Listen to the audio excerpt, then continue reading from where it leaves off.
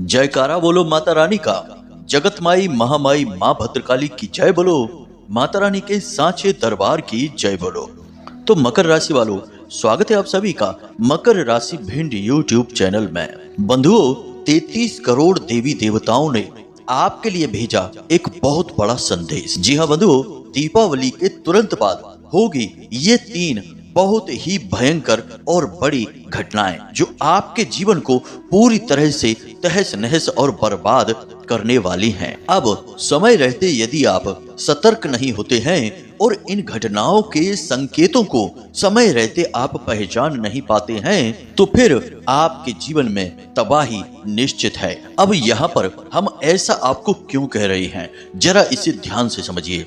दीपावली की रात्रि को काल रात्रि कहा जाता है और इस रात्रि में भयंकर से भयंकर तांत्रिक क्रियाओं को अंजाम दिया जाता है। अब ऐसे में आप एक ऐसे व्यक्ति हैं जिसके जाने और अनजाने में कई शत्रु अपने आप ही बनते रहते हैं। अब इन्हीं शत्रुओं में से एक शत्रु आपका ऐसा है जिसने आपके ऊपर भयंकर तांत्रिक क्रिया करवा दी है। अब आपकी यह जिम्मेदारी है कि आप सावधानी को बरतें और इस तांत्रिक क्रिया को आपके ऊपर पूर्ण रूप से हावी होने से पहले ही इसके संकेतों को पहचान लें। जी हाँ बंधुओं, यदि आपने लापरवाही दिखाई और हम जो आपको संकेत बताने जा रहे हैं जो कि इस बात का पूर्ण प्रमाण होंगे कि आपके जीवन में एक भयंकर तांत्रिक क्रिया हो चुकी है, इन संकेतों को यदि आपने नहीं देखा और नहीं समझा तो फिर आप अपने जीवन की बर्बादी के स्वयं ही जिम्मेदार होंगे। जी हाँ बंधुओं,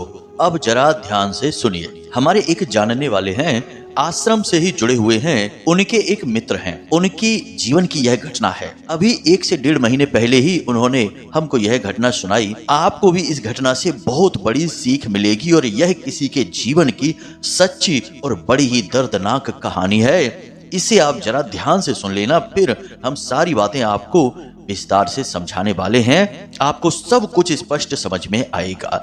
तो हुआ यह कि उनके 2 बेटे हैं, एक बड़ा बेटा और एक छोटा बेटा। दोनों बेटों में जो बड़ा बेटा है वह बहुत ही सपूत और शादीशुदा भी है। दोनों ही बच्चों की शादी हो चुकी है असल में। तो बड़ा बेटा बहुत ही सपूत है, सारे घर का हिसाब किताब अच्छा बना कर रखा है उसने।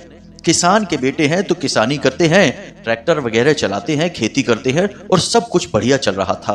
अब पिछली दीपावली को हुआ यह कि दीपावली पर अक्सर लोग पार्टी वगैरह भी कर लेते हैं। अलग अलग विचारधारा के लोग होते हैं, कोई जुआ खेल लेता है, कोई शराब पी लेता है, कोई मस्ती कर लेता है। लोग इन बातों पर ध्यान नहीं देते हैं। तो पिछली दीपावली पर उसने शराब पी, अपने दोस्तों के साथ पार्टी वगैरह की और पूरी रात वह पार्टी वगैरह करता रहा, किसी ने ध्यान नहीं दिया।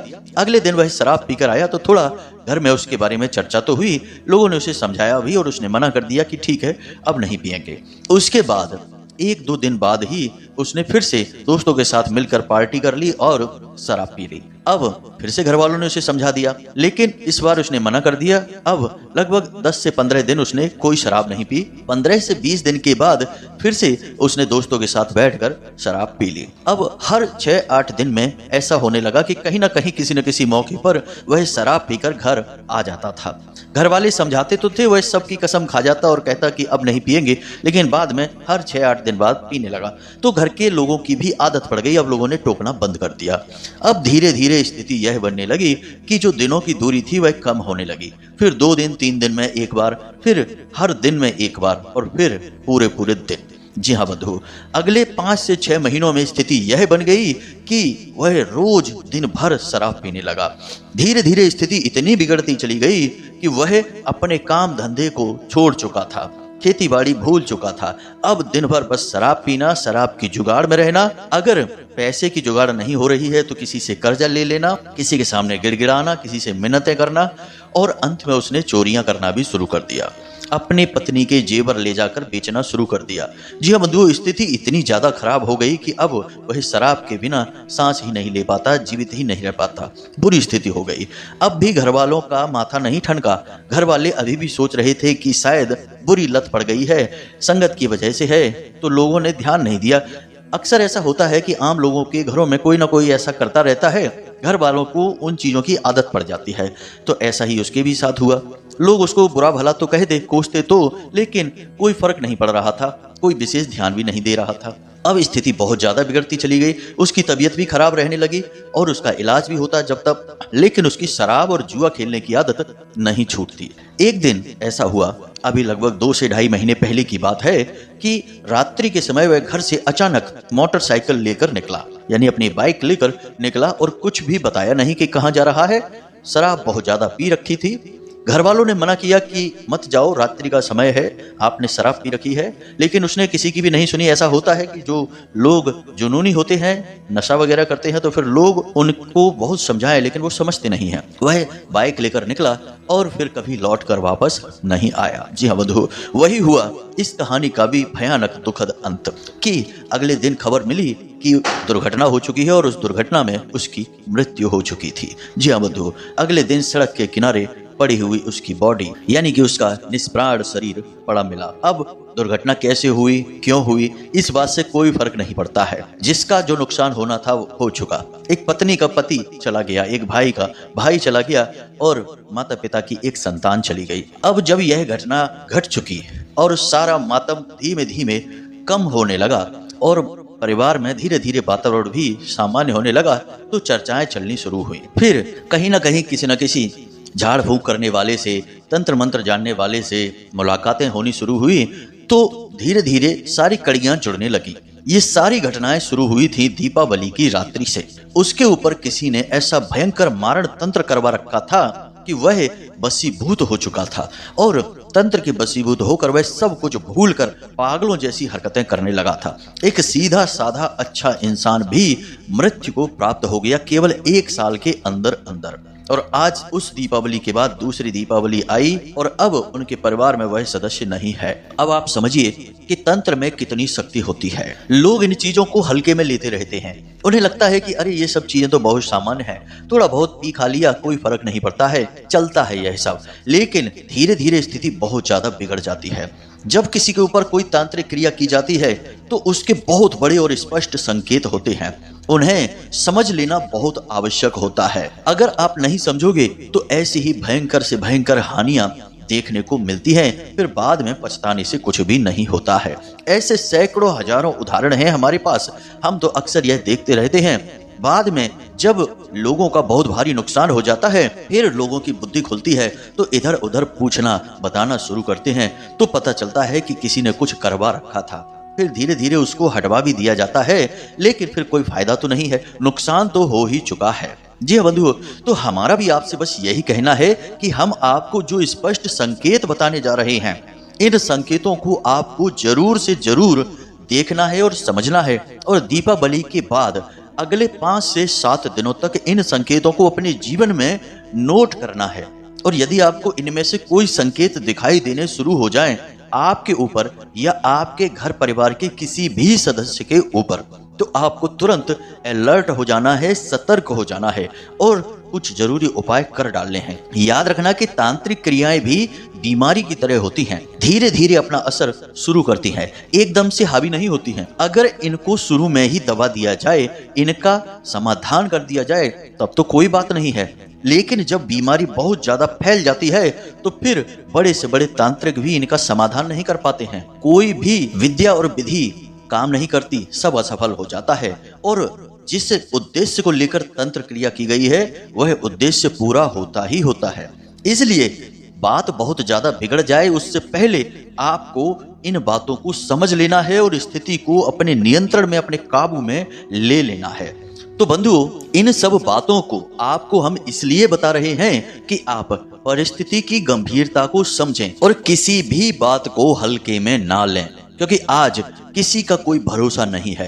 लोग अपना बनकर गला काटते हैं। कुछ लोग तो ऐसे होते हैं जो नजदीकी इसीलिए बढ़ाते हैं ताकि वे आपसे किसी बात का बदला ले सकें, आपकी बहुत भारी हानि पहुंचा सकें, आपसे जलन के बसीभूत होकर आपका नामो निशान तक मिटाना चाहते हैं। याद रखना कि आज का युग ऐसा युग है जहां लोग अपने दुख से दुखी नहीं हैं, आपके सुख से उन्हें दुख होता है, यानी दूसरों के सुख से दुखी होने वाले लोग हैं। तो ऐसे युग में, ऐसे समय में जहां आस्तीन में ही सांप भरे पड़े हैं, सतर्कता ही एकमात्र बचाव है। तो उम्मीद है बंधुओं कि यहाँ तक हमने जो आपको बताया है वह आप अच्छी तरह से समझ चुके हैं। अब इस कार्यक्रम को अंत तक अवश्य देखेंगे, क्योंकि अब हम सबसे महत्वपूर्ण चर्चा करने जा रहे हैं जो आपके जीवन रक्षक का कार्य करेगी। हम आपको अंत में उस एक व्यक्ति का नाम भी बताएंगे जिसने आपके ऊपर यह तंत्र क्रिया करवा रखी है। जी हाँ बंधुओं, हमने इस कार्यक्रम को बनाने में सचमुच में बहुत मेहनत की है। माता रानी के द्वारा दी गई दिव्य अनुभूतियों का सहारा लिया है, ज्योतिषीय गणित और आकलनों का भी पूर्ण विश्लेषण किया है, तब यह महत्वपूर्ण ज्ञान आपके लिए लेकर हम आए हैं। तो इस कार्यक्रम को यदि आपने पूरा नहीं देखा तो आप अपनी बहुत बड़ी हानि करवा बैठेंगे। हमारी तो बस मेहनत ही बेकार होगी, लेकिन आपकी तो पूरी जिंदगी ही खराब हो सकती है। तो ऐसी भूल न करना बंधुओं, कार्यक्रम को अंत तक अवश्य देखना। तो चलिए बंधुओं, आज के इस विशिष्ट कार्यक्रम की शुरुआत करें, लेकिन उससे पहले हम चाहेंगे कि आप माता रानी को आभार अवश्य व्यक्त करें और उनसे रक्षा की मांग अवश्य करें। तो कमेंट बॉक्स में पूरे भक्ति भाव के साथ लिख डालिए, जय मां भद्रकाली रक्षा करो। माता रानी आपकी रक्षा अवश्य करेंगी, हमें पूर्ण विश्वास है। तो चलिए बंधुओं शुरू करते हैं। तो बंधुओं अब ध्यान से सुनिए, हम आपको इन संकेतों को बताने जा रही हैं। आपको इन संकेतों को पकड़ना है, और यदि आपको अपने जीवन में इनमें से एक दो संकेत भी दिखाई दे रहे हैं तो जल्द से जल्द इस एक क्रिया को अपने घर में कर डालना, ताकि इस तांत्रिक क्रिया से आपको शुरुआत में ही मुक्ति प्राप्त हो जाए। तो ध्यान से सुनिए, सबसे पहला संकेत तो यह है कि दीपावली के तुरंत बाद, यानी कि अगले 3 से 5 दिनों में आपके घर में कोई अचानक से बीमार होगा। अब यह आपके ऊपर किया गया है तो आप बीमार होंगे, यदि किसी और के ऊपर किया गया है तो वह बीमार होगा, मतलब कि बीमार होगा ही। और बीमारी ऐसी होगी कि कुछ पता नहीं चलेगा, टेस्ट वगैरह में कोई बड़ा रोग नहीं निकलेगा, लेकिन जो बीमार हुआ है उसकी हालत निरंतर खराब होती चली जाएगी। लंबे समय तक वह बीमार रहेगा, इलाज में उसकी सेहत और आपका पैसा दोनों ही बर्बाद होंगे। अब ऐसा भी हो सकता है कि वह जल्दी जल्दी बीमार होगा, जल्दी जल्दी ठीक भी होगा, यानी कि आज इलाज कराया और 4 दिन बाद फिर बीमार। तो इस तरह से पता चल जाएगा कि इसके ऊपर कोई तंत्र किया गया है, यानी कि यह पहली अजीब सी घटना और संकेत है जो आपको बताएगा कि आपको सतर्क होना है। दूसरा बड़ा संकेत यह है कि जिस इंसान के ऊपर यह तंत्र किया गया है उसकी आदतों में अचानक से परिवर्तन आना शुरू हो जाएगा। मतलब कहने का यह है कि पहले जो उसे चीजें पसंद नहीं थी, अब वह उन चीजों को पसंद करने लगेगा। मानकर चलिए कि पहले कोई मीठा कम खाता था, तो अब वह मीठा ज्यादा खाने लगेगा। पहले कोई मांसाहार नहीं करता था, तो अब वह मांसाहार करने लगेगा। शराब नहीं पीता था तो शराब पीने लगेगा। गलत लोगों की संगत में घूमने लगेगा। गलत कार्यों और गलत बातों में बहुत अधिक रुचि लेने लगेगा। यह बहुत बड़ा तंत्र होता है और इस तंत्र के माध्यम से किसी भी इंसान की जान तक ली जा सकती है। यह मारण क्रिया का ही एक विशेष प्रकार है जिसमें इंसान को धीमे धीमे मृत्यु की ओर ले जाया जाता है। एक समय आता है जब इंसान सब कुछ भूल जाता है, लगभग पागलों जैसी हरकत करने लगता है और किसी न किसी गंदी आदत में डूब जाता है। तीसरा संकेत यह भी बहुत महत्वपूर्ण है, इसे भी जरा ध्यान से सुनें। आपका कहीं पर कोई काम बन रहा होगा, जैसे कि कोई डील है, व्यापार की डील है, कहीं से पैसा आने को होगा, या फिर कोई विवाह आदि तय हो गया होगा, यानी कोई भी ऐसी चीज जो आपकी तय हो चुकी है, लेकिन वह अचानक से टूट जाएगी, वह डील खराब हो जाएगी, बनता काम अचानक से बिगड़ जाएगा, जिसकी वजह से आपको रुपए पैसे की और सामाजिक मान प्रतिष्ठा की भी बड़ी हानि देखने को मिलेगी। इसी के साथ साथ कुछ और संकेत भी हैं, जैसे कि जिसके ऊपर यह तंत्र किया गया होगा उसकी खाने पीने की आदतों में भी विशेष परिवर्तन आएगा। जैसे कि या तो वह खाना लगभग पूरी तरह से छोड़ ही देगा, भोजन में उसकी रुचि ही समाप्त हो जाएगी। पहले जहां पेट भर खाना खाया करता था, अब वह बहुत कम, ना के बराबर भोजन करेगा, केवल जिसमें वह जीवित रह सके। उसकी इच्छा ही भोजन के प्रति समाप्त हो जाएगी और दिनों दिन वह कमजोर होता चला जाएगा, चेहरा उसका मुरझा जाएगा। इसी के साथ साथ इसका ठीक उल्टा भी हो सकता है कि वह इतना भोजन करना शुरू कर दे कि आपको खुद भी आश्चर्य होगा कि यह इतना भोजन कैसे कर सकता है, लेकिन उसके खाने पीने के तरीके तक बदल जाएंगे, वह जानवरों की तरह भोजन करना शुरू कर देगा। इसी के साथ साथ कुछ संकेत ऐसे भी हैं जो सामान्य भी कहे जा सकते हैं और इनके माध्यम से बहुत कुछ पता भी चल सकता है। जैसे कि जिसके ऊपर तंत्र हुआ है, पूजा पाठ से उसकी रुचि समाप्त हो जाएगी, भगवान का वह नाम भी नहीं लेगा। इसी के साथ साथ रात्रि के समय उसे नींद नहीं आएगी, बेचैनी बहुत होगी, नींद यदि आएगी भी तो उसे बुरे सपने भी आएंगे जिससे वह डर कर जाग जाएगा। तो वैसे तो देखा जाए तो बहुत सारे संकेत होते हैं, लेकिन जो मूल संकेत हैं वो हमने आपको बता दिए हैं। कुछ संकेतों में देखा जाता है कि जिसके ऊपर तंत्र हुआ है उसका चेहरा पीला पड़ने लगता है, उसके बाल भी अचानक से झड़ना शुरू हो जाते हैं। बालों का अचानक झड़ना शुरू हो जाना भी एक बड़ा संकेत होता है। एक और हमारे जानने वाले थे, उनके साथ भी यही हुआ कि उनके साथ छोटी मोटी दुर्घटनाएं होनी शुरू हो गई और अचानक से उनके बाल बहुत ज्यादा झड़ने शुरू हो गए। जब उन्होंने हमको यह बताया तो हमने उनसे कहा कि आपको थोड़ा सा सावधान रहना होगा, क्योंकि हमको शक हुआ कि उनके ऊपर किसी प्रकार की कोई क्रिया की गई है। लेकिन उन्होंने हमारी बात को ज्यादा गंभीरता से नहीं लिया। बात तो उन्होंने सुनी, लेकिन हमने जो जरूरी कुछ क्रियाएं करने के बारे में बताया उनको उन्होंने नहीं किया और फिर वही हुआ जिसका डर था। एक ऐसा भयंकर एक्सीडेंट हुआ, दुर्घटना हुई जिसमें कि उनकी जान ही चली गई। यह बात लगभग 2 से 2.5 साल पुरानी अवश्य है, परंतु आपको हम इसलिए बता रहे हैं कि बाल झड़ने वाले संकेत से हमें उनकी घटना याद आ गई, तो यह भी एक बड़ा संकेत है। तो अब यहाँ पर हमने आपको जो संकेत बताए हैं, इन संकेतों को आप अपने जीवन में उतार कर देखना। अगले 3 से 5 या 10 दिनों में आपको इनमें से कुछ भी संकेत दिखाई देने शुरू हो जाएं, तो आपको सतर्क हो जाना है, समझ जाना है कि किसी प्रकार का तंत्र या कोई बड़ी क्रिया आपके ऊपर कर दी गई है या आपके घर के किसी सदस्य के ऊपर कर दी गई है। तो अब ऐसे में आपको क्या करना है, यह बहुत जरूरी है, क्योंकि समस्या तो कोई बात नहीं बताती, हमने आपको समाधान ना बताया तो बात पूरी ही नहीं होगी। समाधान आपको जानना बहुत जरूरी है। तो अब जब आपको पता लग जाए कि किसी सदस्य के ऊपर यह क्रिया की है या आपको खुद पर भी शक होने लगे कि हाँ आपके ऊपर ही कोई ऐसी क्रिया की गई है, तो आपको कुछ जरूरी कार्य तुरंत करने शुरू कर देने चाहिए। पहला कार्य तो यह है कि आपको उस इंसान के नहाने वाले जल में थोड़ा सा नमक, समुद्री नमक मिलाना शुरू कर देना चाहिए।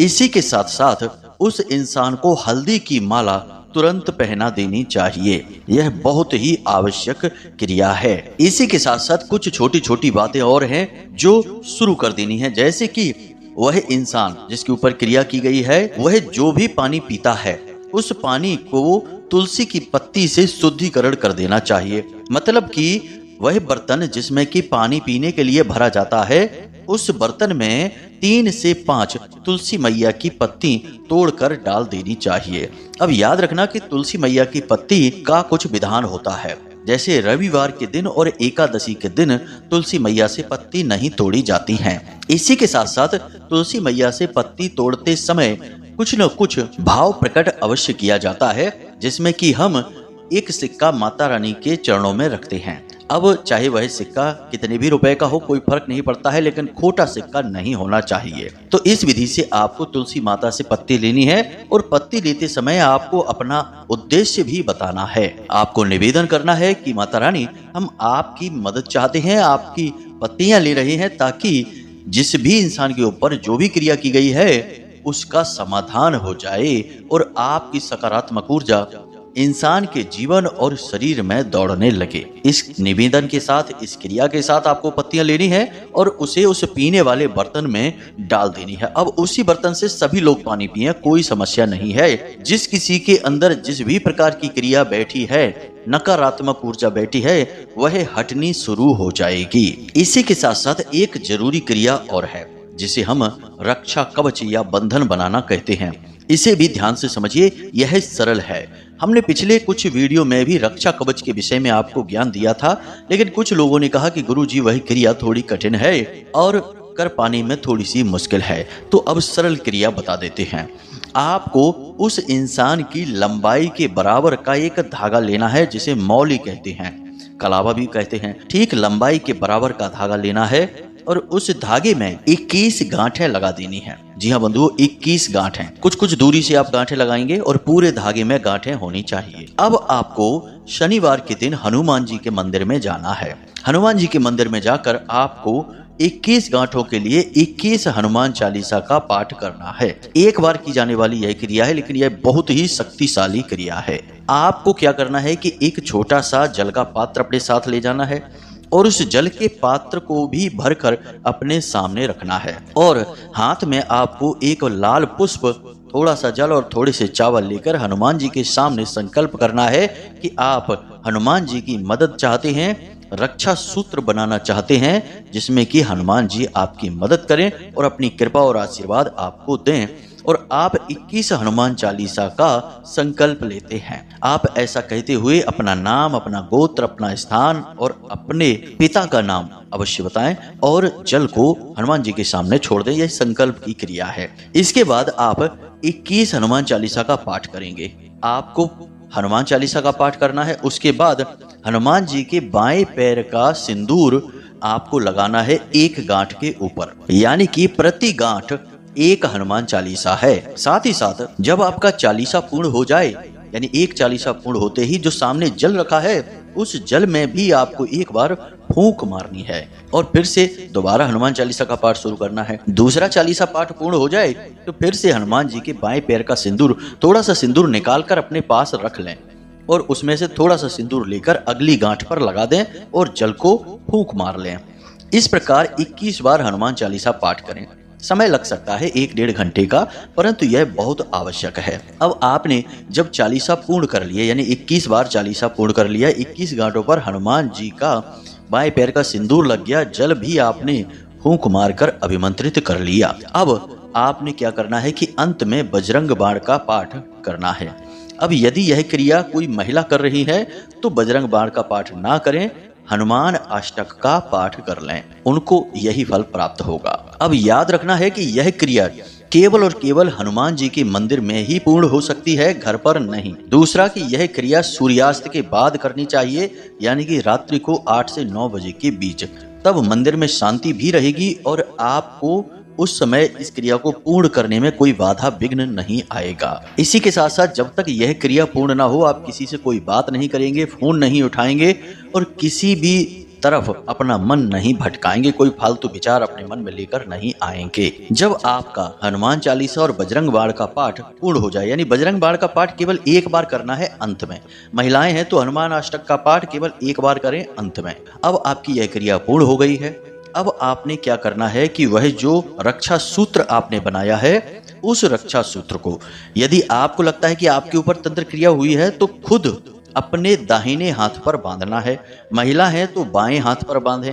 किसी महिला ने अपने पति के लिए तैयार किया है तो पति के दाहिने हाथ पर लपेटें, कलाई पर। और आपने किसी अन्य व्यक्ति के लिए यह रक्षा सूत्र तैयार किया है तो उसके लिए भी यही नियम है, महिला और पुरुष के अनुसार हाथ बदल जाएगा। आपने यह रक्षा सूत्र उसे घर पर ले जाकर बांध देना है और उसे वह अभिमंत्रित जल भी पिला देना है जिसे आपने फूंक मारकर तैयार किया था। अब यदि आपने स्वयं के लिए किया है तो आप यह अभिमंत्रित जल स्वयं पूरा पी लें, लेकिन यह अभिमंत्रित जल आप मंदिर से बाहर निकलकर पिएं, मंदिर में ही हनुमान जी के सामने नहीं। तो इन बातों का आप ध्यान रखें। इस तरह आपका रक्षा सूत्र तैयार हो जाएगा और आपके ऊपर किसी भी प्रकार की तांत्रिक क्रिया, कोई भी नकारात्मक कर्म आपके ऊपर किया गया है, वह अपने आप आपसे दूर भागने लगेगा और जिसने किया है उसके पास वापस जाएगा। याद रखना कि तांत्रिक क्रिया यदि हानि पहुंचाने के लिए किसी के ऊपर की गई है और यदि वह वहां विफल हो जाती है तो वह वापस उसी के पास जाती है जिसने उसे किया है या करवाया है। तो आप यहाँ से अपनी जान इस तरह बचा पाएंगे। अब उम्मीद है कि जो बातें हमने आपको बताई हैं उन्हें आपने पूर्ण गंभीरता से लिया है और अच्छी तरह से समझ लिया है। अब कोई यदि प्रश्न आपके मन में उठे तो आप कमेंट करके पूछ लें या फिर व्हाट्सएप नंबर पर मैसेज करके भी पूछ सकते हैं। समय मिलने पर हम आपके सभी प्रश्नों के जवाब आपको अवश्य देंगे। कुछ लोगों ने हमसे प्रश्न किया था पिछले कार्यक्रम में कि गुरुजी आपने जो साधना पद्धति बताई है तो हमने दीक्षा हासिल नहीं की है या फिर हमारा कोई गुरु नहीं है तो हम इस साधना को कर सकते हैं कि नहीं। तो हमने उनको जवाब दिया, आपको भी बता देते हैं क्योंकि आपके मन में भी यह भय रह सकता है, वहम रह सकता है। तो जिस इंसान ने अभी तक किसी को गुरु नहीं बनाया है तो इसका मतलब यह नहीं कि उसका कोई गुरु है ही नहीं। इस संसार में जिसका कोई गुरु नहीं है उसका गुरु, उसका मालिक, उसका भगवान श्री हरि विष्णु नारायण है। इस श्लोक से आपको यह बात स्पष्ट हो जाएगी। वासुदेव सुतं देव कंस चाणूरमर्दनम देवकी परमानंदम कृष्णं वंदे जगद्गुरुम। यानी कि जिसका कोई गुरु नहीं है उसके भगवान श्री कृष्ण या भगवान नारायण गुरु बन जाते हैं। तो आपने जब भी कोई साधना शुरू करनी है तो इस श्लोक को 7 बार बोलें और साधना शुरू करें। अब जब हम आपको यह साधना दे रहे हैं तो इस नाते से हम आपके गुरु बन जाते हैं क्योंकि हम आपको ज्ञान का मार्ग बता रहे हैं। यहाँ पर रोका जाता है केवल इस कार्य से कि आप अपने मन से कहीं से कोई साधना ना उठा लें। यानी जब तक आपको पूर्ण ज्ञान नहीं है और किसी ने आपको वह साधना दी भी नहीं है, बस यूं ही आपने कहीं से सुन लिया और आपने साधना शुरू कर दी, तो यह साधना खतरनाक होती है। लेकिन यहाँ पर तो हम आपको यह साधना दे रहे हैं, आपका मार्गदर्शन कर रहे हैं, आपके सवालों के जवाब दे रहे हैं, तो इस नाते तो हम ही आपके गुरु बन जाते हैं। गुरु शिष्य परंपरा के अंतर्गत यह साधना दी जाती है। हमने अपने कार्यक्रम में भी यह बताया था। और आपके मन में यदि कोई शंका है तो उसके लिए आप इस श्लोक को 7 बार पढ़ लें, उसके बाद अपनी साधना प्रारंभ करें।